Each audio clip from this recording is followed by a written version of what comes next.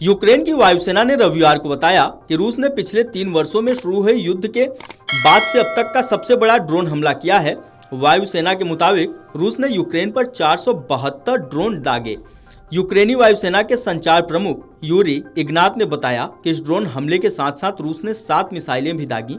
यूक्रेनी सेना ने बताया कि रूसी मिसाइल हमले में उसकी एक प्रशिक्षण इकाई को निशाना बनाया गया, जिसमें 12 सैनिक मारे गए और 60 से अधिक घायल हो गए हैं। यह हमला दोपहर 12:50 पर हुआ। बयान में कहा गया है कि हमले के समय वहां किसी प्रकार की सैन्य परेड नहीं हो रही थी या कोई समूह एकत्र नहीं था। बयान में बताया गया है कि एक जांच समिति बनाई गई है जो यह पता लगाएगी कि इस हमले में इतनी बड़ी संख्या में जवानों की जान कैसे गई। यह प्रशिक्षण इकाई 1000 किलोमीटर लंबी सक्रिय युद्ध रेखा के पीछे स्थित है, लेकिन रूसी जासूसी और हमले वाले ड्रोन इतने दूरी तक भी हमला करने में सक्षम है।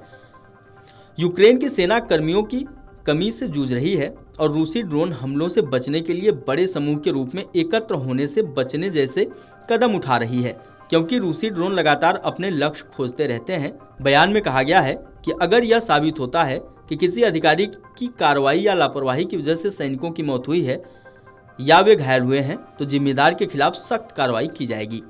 रूस के रक्षा मंत्रालय ने दावा किया है कि उसकी सेना ने यूक्रेन के उत्तरी सुमी क्षेत्र में स्थित ओलेक्सीवका गांव पर नियंत्रण पा लिया है। यूक्रेनी शासन ने शनिवार को सुमी के 11 और इलाकों में अनिवार्य रूप से लोगों को निकालने का आदेश जारी किया, क्योंकि इस क्षेत्र में रूसी सेना लगातार आगे बढ़ रही है। यूक्रेन के शीर्ष सैन्य प्रमुख ओलेसांद्र सियस्की ने शनिवार को कहा कि रूसी सेना ने अपने मुख्य हमले क्षेत्र के और लाइनमैन के साथ साथ सुमी बॉर्डर पर केंद्रित किए हैं।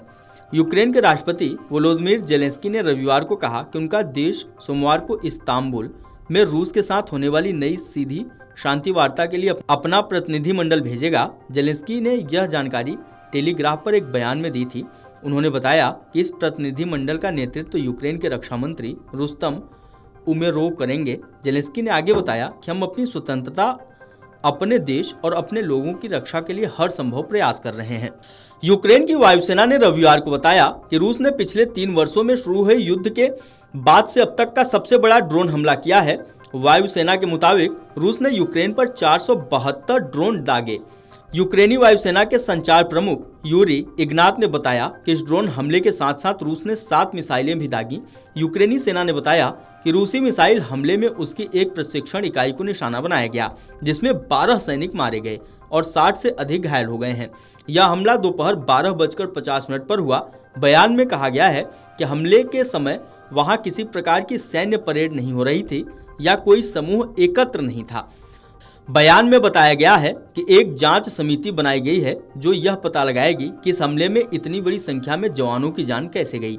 यह प्रशिक्षण इकाई 1000 किलोमीटर लंबी सक्रिय युद्ध रेखा के पीछे स्थित है, लेकिन रूसी जासूसी और हमले वाले ड्रोन इतने दूरी तक भी हमला करने में सक्षम है।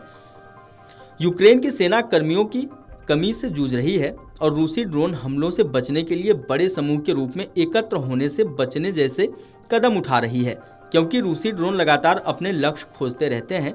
बयान में कहा गया है कि अगर यह साबित होता है कि किसी अधिकारी की कार्रवाई या लापरवाही की वजह से सैनिकों की मौत हुई है या वे घायल हुए हैं, तो जिम्मेदार के खिलाफ सख्त कार्रवाई की जाएगी। रूस के रक्षा मंत्रालय ने दावा किया है कि उसकी सेना ने यूक्रेन के उत्तरी सुमी क्षेत्र में स्थित ओलेक्सीवका गांव पर नियंत्रण पा लिया है। यूक्रेनी शासन ने शनिवार को सुमी के 11 और इलाकों में अनिवार्य रूप से लोगों को निकालने का आदेश जारी किया, क्योंकि इस क्षेत्र में रूसी सेना लगातार आगे बढ़ रही है। Video desk अमरउजाला.com। अगर आप ये वीडियो YouTube पर देख रहे हैं तो हमारे चैनल को सब्सक्राइब कर बेल आइकन दबाएं और Facebook पर देख रहे हैं तो हमारे पेज को लाइक करें।